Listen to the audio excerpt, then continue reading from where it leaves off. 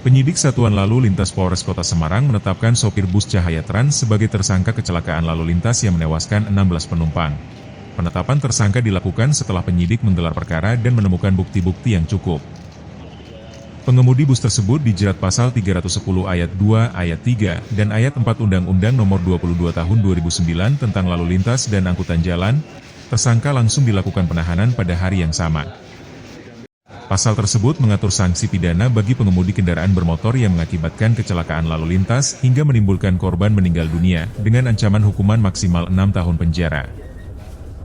Penyidik dari Satlantas Polrestabes Semarang, selain melakukan upaya-upaya evakuasi dan juga memberikan bantuan dalam proses pemulangan para korban, baik yang meninggal dunia maupun yang luka, telah dilakukan serangkaian kegiatan penyelidikan terhadap peristiwa kecelakaan lalu lintas tersebut, dan kemarin penyidik telah melaksanakan gelar perkara secara internal untuk meningkatkan status penyelidikan menjadi penyidikan.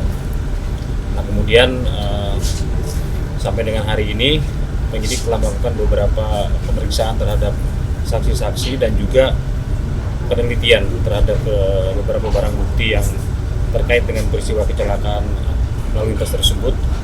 Dan tadi sore penyidik juga sudah melakukan gelar perkara untuk menetapkan supir daripada ataupun pengemudi dari bus Cahaya Trans yang mengalami kecelakaan tersebut sebagai tersangka. Jadi penyidik berkesimpulan terpenuhi unsur pidana berdasarkan bukti permulaan yang cukup, sehingga menjerat pengemudi bus tersebut dengan pasal 310 ayat 2, ayat 3 dan ayat 4 Undang-Undang Nomor 22 Tahun 2009 tentang Lalu Lintas dan Angkutan Jalan.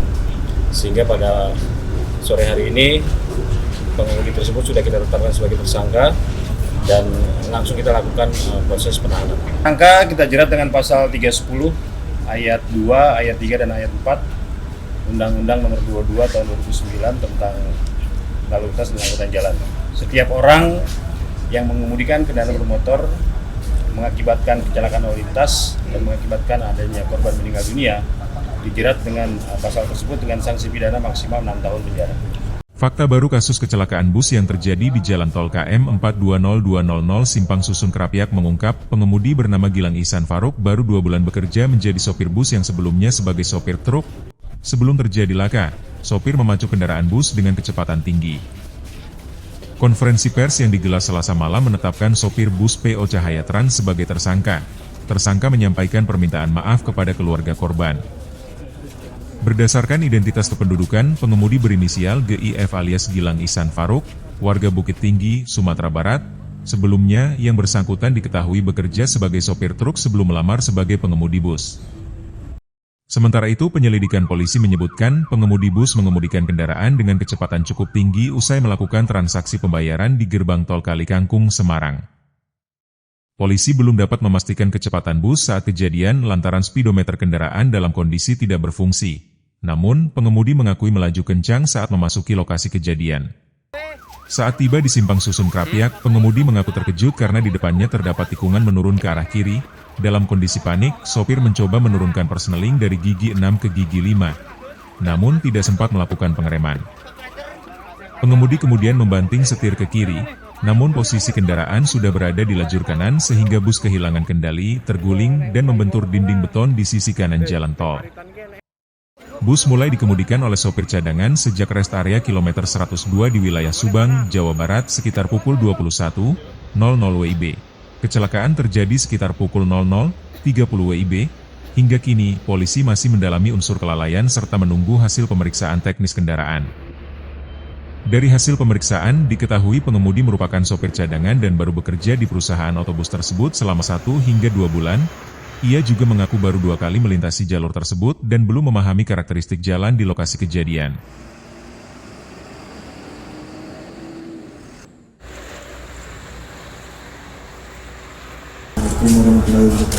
Waalaikumsalam.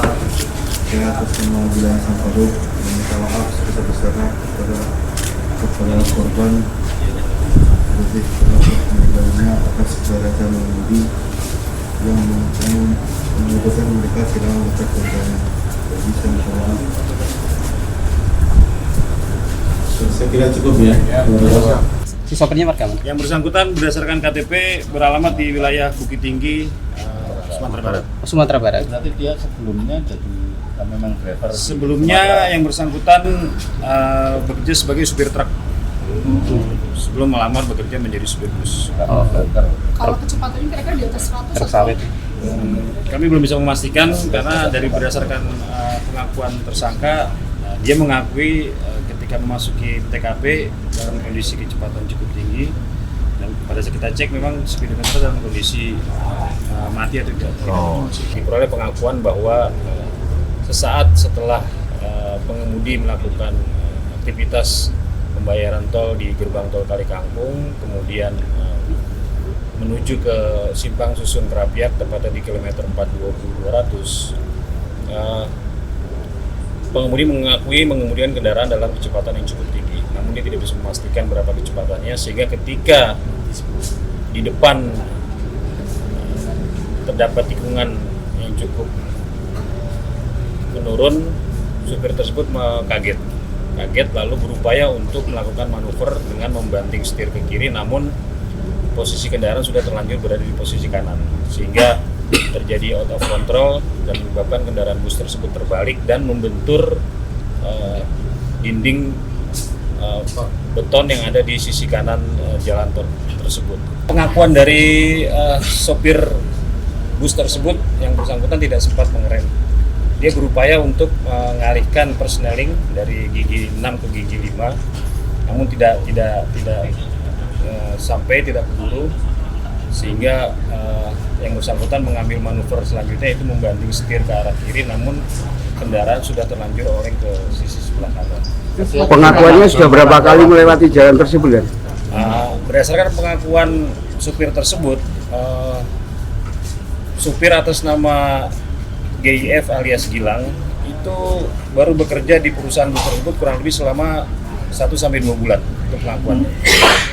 Sudah pernah melewati jalan itu? Yang bersangkutan baru 2 kali mengemudikan bis tersebut, dan pengakuannya belum memahami karakter jalan yang ada di sekitar TKP, sehingga ketika yang bersangkutan masuk ke jalur simpang susun tol Kerapiak dengan kecepatan cukup tinggi, tiba-tiba kaget, di hadapannya sudah ada tikungan yang mengarah ke kiri, melakukan manuver secara mendadak dan mengakibatkan mobil mengalami out of control dan terjadi terbalik dan terjadi kecelakaan tersebut. Itu supir cadangan atau supir utama?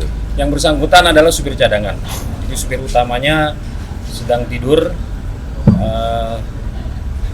Pengakuan dari supir tersebut mulai mengemudikan bus tersebut dari kilometer 102 di rest area di daerah Subang kalau tidak salah di Jawa Barat, sampai di TKP berangkat kurang lebih sekitar jam 9 malam.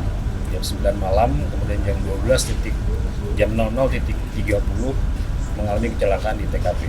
Kalau pernyataan dari Pak Dirjen Perhubungan Darat tentang kelayakan kendaraan, kami juga melakukan serangkaian kegiatan penelitian terhadap kendaraan tersebut dengan melibatkan tim dari Traffic Accident Analyst di Telantas Polda Jawa Tengah dan juga dari Korlantas Polri terhadap kendaraan tersebut, baik dalam terkait dengan kondisi ban, kemudian juga sistem pengereman, kondisinya cukup baik.